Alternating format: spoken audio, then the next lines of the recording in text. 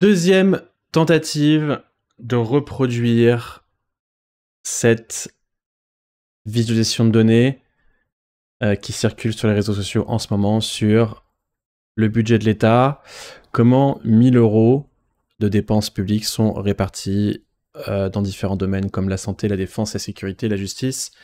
J'ai déjà fait une tentative en utilisant ChatGPT pour me pondre le code pour faire cette visualisation.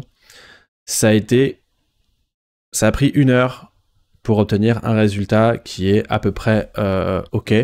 Donc pour obtenir quelque chose qui ressemble à, est-ce que je l'ai encore, voilà, à ça, d'accord, environ 1 heure. Et donc maintenant, ce qu'on va voir, c'est est-ce qu'on peut faire pareil avec Claude Code. Est-ce qu'il va s'en sortir mieux que ChatGPT? Donc je commence avec juste quelque chose de vide. La différence maintenant, c'est que je vais créer un fichier data.json dans lequel je vais mettre en fait les données que m'a déjà exporté ChatGPT, qui sont ici. Et donc je vais lui dire, je vais démarrer Claude Code. Et je vais lui dire, fais-moi, utilise D3JS pour me faire une tree map des données qui sont dans data.json. Voilà. Et je vais le faire en français. On va voir s'il s'en sort mieux. Donc là, je n'utilise plus du tout la même façon de coder, et j'utilise même plus le même modèle, puisque là, je suis sur Claude Sonnet 3.7, je pense. Donc là, je vais lui dire, utilise les données. Je suis en QWERTY, j'ai pas envie de faire les accents, tant pis. Qui sont dans data.json pour me faire un fichier index.html qui affiche une tree map avec des 3 JS. Donc qu'est-ce qu'il va dire?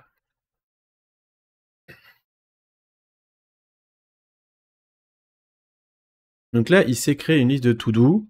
Alors ce qui est intéressant avec Claude Code, c'est que on n'est pas sur vraiment une application de chat. On est sur une application qui vraiment est faite pour produire du code.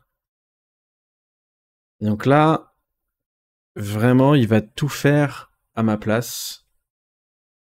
Parfois, il va me demander est-ce que j'autorise à faire telle ou telle commande, notamment s'il veut faire des commandes qui peuvent modifier des fichiers. Donc là, on a un bon exemple. Et il va me dire directement, voilà, je veux produire ça. Je veux créer ce fichier HTML. Pour l'instant, le but, c'est que je m'en fous et que je dise oui, et on verra ce qu'il produit. Hein. Je fais comme avec ChatGPT, je le fais à l'aveugle et on va voir ce qui se passe. J'ai créé le fichier index.html.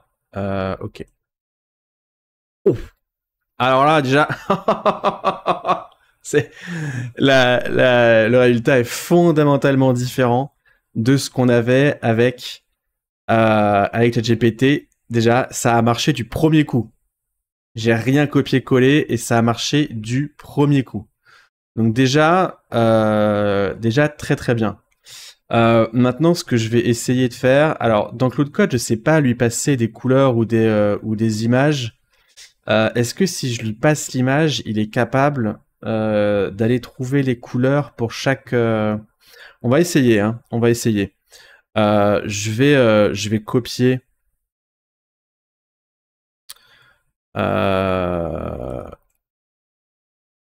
l'image en question. Alors, comment elle s'appelle?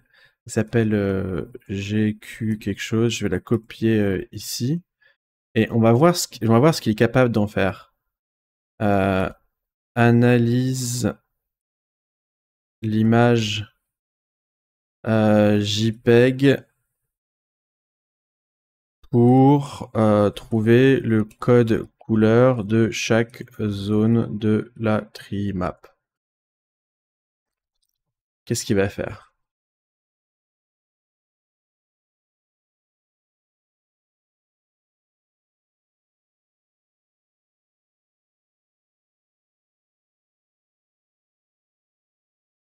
Ouais. dans ce contexte. Liste les fichiers disponibles. Après, c'est juste parce que peut-être qu'il n'est pas multimodal et il peut pas. Et il peut pas.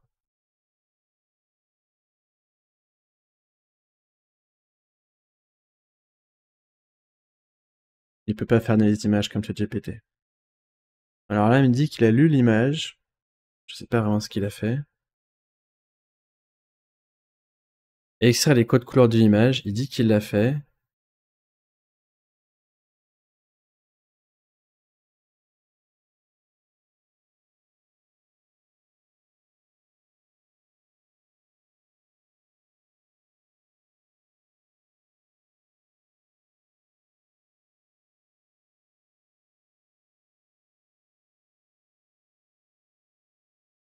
Coloring. Ce qui est marrant, c'est qu'il adapte vraiment les.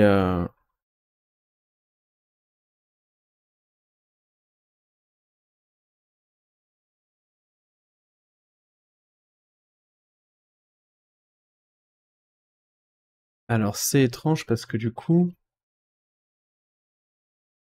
il modifie beaucoup plus. Alors, qu'il modifie ça et ça, je comprends. Après, il modifie autre chose que juste. Il met la ligne en pointillé. Ah d'accord, ok. Ah parce qu'il essaye vraiment de reproduire fidèlement le truc. Alors non, je vais dire non. Juste. Moi, ce qui m'intéresse, ça va vraiment être que la trimap reflète les quantités. Et j'ai l'impression que là, il fait des ajustements de lisibilité, de choses comme ça. C'est pas le moment. Pour l'instant, je veux juste les codes couleurs. Donc je lui dis que je veux différemment. Voilà, là ça a l'air pas mal.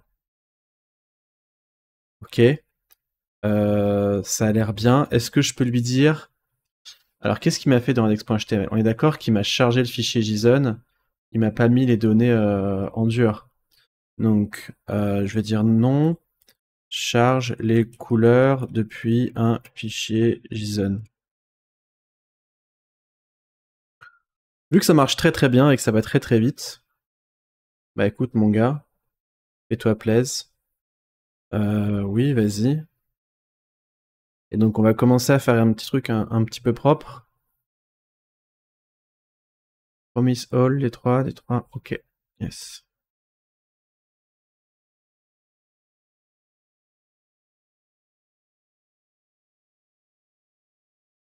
Ensuite, il supprime les codes couleurs en dur, il utilise les couleurs qui viennent du color mapping. Yes. Oui, il a juste le message d'erreur s'il veut, ouais.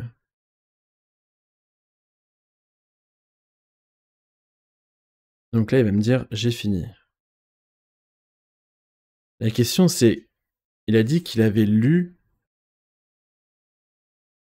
Oh, il a lu. Il a vraiment lu les couleurs de l'image. Et donc, retraite, santé, reste de la protection sociale, défense. Tout a l'air bon. Tout a l'air bon. Alors, il y a des problèmes de lisibilité, mais tout est bon. Tout est bon. Alors, on remarquera au passage, en fait, que eux, ils ont fait un choix où le plus petit est en haut à droite, et nous, le plus petit est en bas à droite. Bon, déjà c'est incroyable. 10 minutes, moins de 10 minutes pour reproduire exactement ça, mais avec du code, avec des données JSON à côté. Ok, super. Maintenant, je vais lui demander est-ce qu'il peut changer l'organisation de la trimap pour que ce soit dans le même ordre que ce qu'on a là. Est-ce que l'organisation de la trimap peut mettre les rectangles les plus petits en haut à droite au lieu de en haut au lieu de en bas à droite. Je veux que les... Ouais, c'est ça. Zones les plus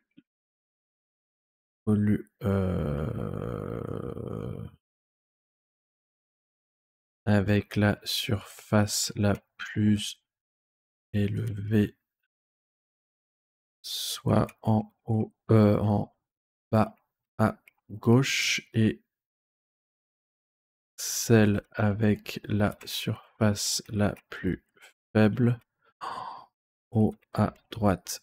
C'est dit vraiment.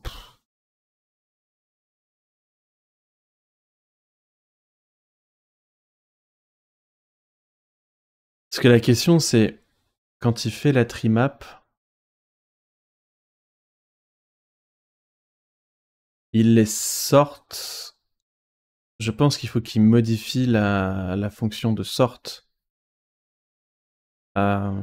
Et que c'est ça qui fait la différence. Somme des points value.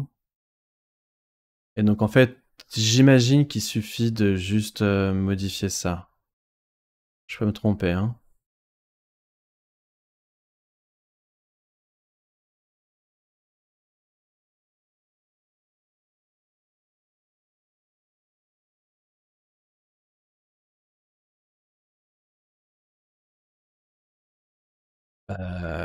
Go.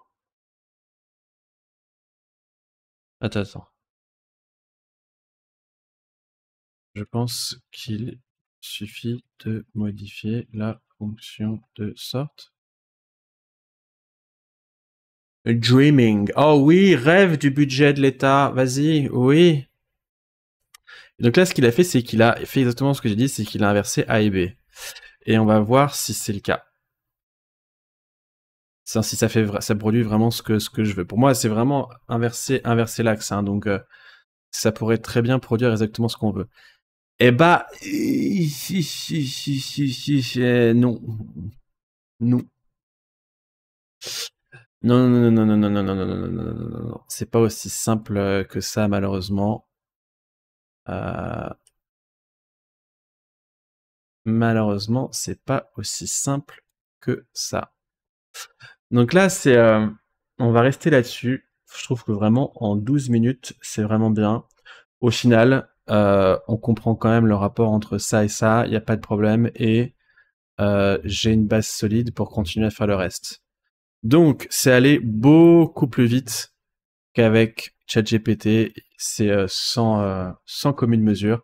ChatGPT,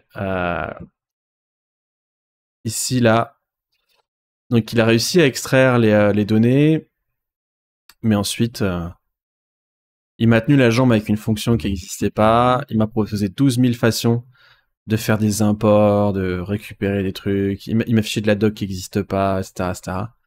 Et je devais copier-coller beaucoup de code. Et là, Claude Code, hop, on a vu en 10 minutes, j'obtiens une page qui réplique le budget avec les bonnes couleurs.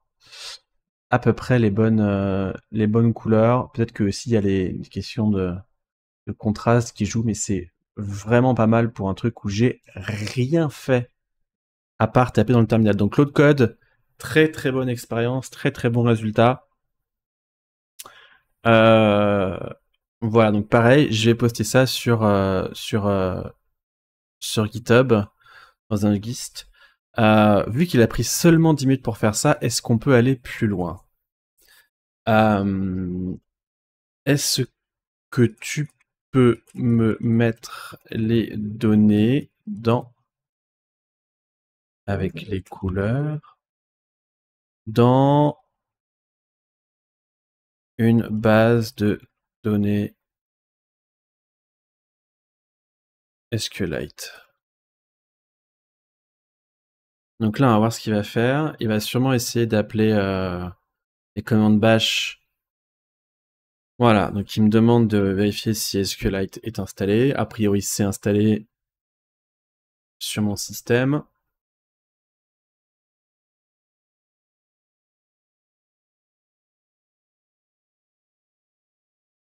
Et ensuite, alors, qu'est-ce qu'il fait? Donc, il crée une table, catégorie... Parent ID, ok, ok. Ok, donc il crée un arbre, puisque donc on a Parent ID qui référence catégorie. Ok, donc on a une table avec une définition récursive, et ensuite il fait des insert into avec les values. Ok, et après il crée une vue. Crée une vue, je peux passer à la donnée, où il fait quoi? Où c.parentID égale... Ok, bah écoute, vas-y, fais ça. Donc là, ce qu'il nous fait, c'est le createDB.sql. Donc là, ensuite, il va nous créer la base de données. Yes, vas-y. Donc, il nous a créé la base de données. Là, ce qui est cool dans VS Code, c'est que il y a un petit module, une petite extension pour aller explorer les bases de données SQLite. Et donc, ça va me permettre d'aller directement voir ce qu'il a mis dans catégorie. Donc là, on retrouve la table, on retrouve la vue qui est ici. Et donc, directement, je peux aller récupérer, hop, ici, la vue qu'il a créée. Et donc, ce qui est intéressant, c'est que ici, il me met le nom du parent. Ok, et ensuite, dans Categories, bah, il m'a tout mis. Ok. Eh ben écoutez, c'est vraiment pas mal d'arriver à faire ça. Ensuite, la question, ça va être comment on exploite cette base de données SQLite. Eh bien, ce sera pour la prochaine étape, mais je sais que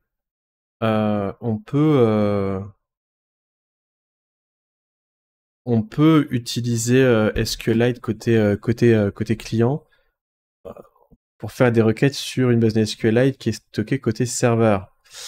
Et voilà, il y a des projets plus ou moins expérimentaux pour faire ça, qui éviterait d'avoir à faire une API. Donc si vous pouvez faire ça, ce serait chouette, tout basé sur SQLite. Voilà, l'idée c'est aussi que ça permettrait d'être tout flou. Pourquoi je suis tout flou tout d'un coup? Merci. Merci. Donc je disais, ouais, ça permettrait du coup de faire de différentes versions de la base SQLite, avec des commandes SQL en fait, ajuster le budget. Voilà. Donc prochaine étape, ça va être de peupler les catégories de façon récursive. Aller voir ce qu'il y a dans fonctionnement des administrations publiques. Aller voir ce qu'il y a dans, par exemple, reste de la protection sociale. Et essayer de faire en sorte que quand je clique sur Matrimap, je puisse explorer en profondeur le contenu de chaque catégorie du budget. Comme d'habitude, si vous avez des commentaires, des questions, n'hésitez pas, mettez-les en commentaire de la vidéo YouTube. Et comme d'habitude, je vous promets, je vous jure que je les lirai pas. Voilà. Par contre, ce que je vais faire, c'est que je vais créer un repo GitHub avec ça. Et si vous voulez créer des issues, des discussions et contribuer, la porte est ouverte. Merci, à plus pour une prochaine vidéo.